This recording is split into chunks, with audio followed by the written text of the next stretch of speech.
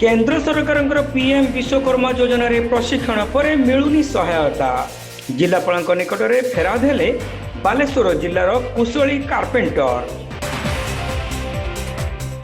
महरगरु आसी कांतार पड़ती पीएम विश्वकर्मा योजना रे प्रशिक्षण नहीं बालेश्वर जिलार 57 जन कार्पेंटर योजना को नहीं घोषित सुविधा न पाई शेष में कार्पेंटर माने जिलापाल अभियोग प्रकोष्ठ अभियोग कर अभियोग अनुसार केंद्र सरकार पीएम विश्वकर्मा योजना रे प्रभावित होई कुशली कारीगर भावे परिचय लाभ पाई से माने एही प्रशिक्षण नेबाकू आगभर होइतिले।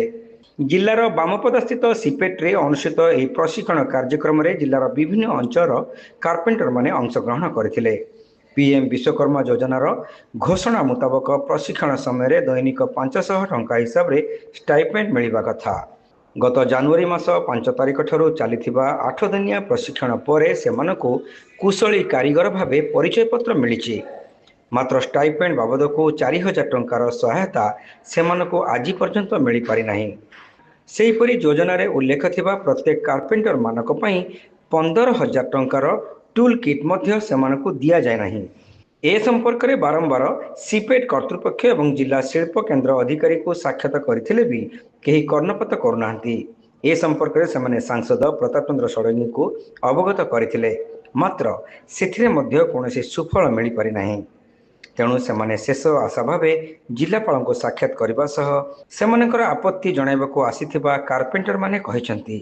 बालेश्वर जिला काष्ठशिल्पी संगठन सभापति एवं भारत सरकार द्वारा पीएम विश्वकर्मा योजनार master trainer and master associate तेणु मु आज कलेक्टर को यही मर्म आसती जे आम बालेश्वर जिलार विभिन्न प्रांत प्राय 57 जन काठमिस्त्री से माने बालेश्वर सरकार तरफ जो सिपेट्रे होता तालीम केन्द्र से माने ट्रेनिंग नहीं से माने 5 दिन ट्रेनिंग नहीं से जाइकी परीक्षा देइछन्ती। आज की दीर्घ जनवरी मास पाखरु से माने ना कौन सुविधा पाई पारुछन्ती ना तांकर जो भत्ता बाबद सरकार प्रदत्त 4000 टंका से भी मिलू नहीं किंबा तांकर जो टूल किट गवर्नमेंट दौची डिक्लेयर करुच्ची 15000 टंका टूल किट से भी पाऊ ना। तेणु से माने बारंबार से माने क्या पाक जी तेणु मु ट्रेनर मते मु लोकल हिसाब से मते से चिन्हती मते आसिक बारंबार से माने मते घेराव कर विभिन्न प्रकार भाषा प्रयोग कर तुम सरकार सहित मिसिक ये कर।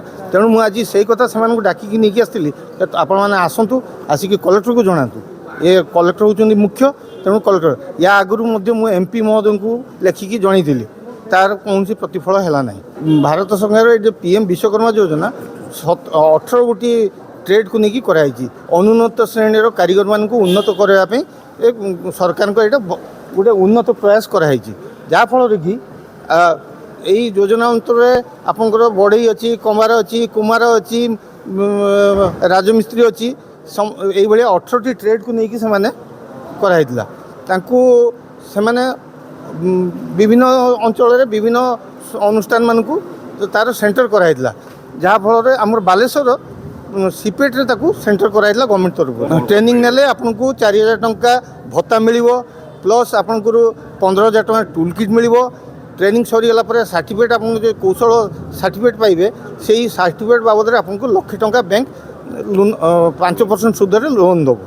तो बर्तन सुध कौन सी किछि फलप्रद हो नै तार अथॉरिटी डीआईसी मैनेजर को कहला मु से सब जाने नै से सिपेट करूची सिपेट जानि छी कहले ठीक अछि मु तार प्रॉपर लोक को कहीकि बुझुची हो। शेख मंसूर अली, निशाकर नायक, सदानंद मल्लिक, अशोक कुमार बारिक, सनातन सियोल, नित्यानंद पल्लई, संजय कुमार प्रधान, विनोद बारिक प्रमुख यह अवसर में उपस्थित थिले।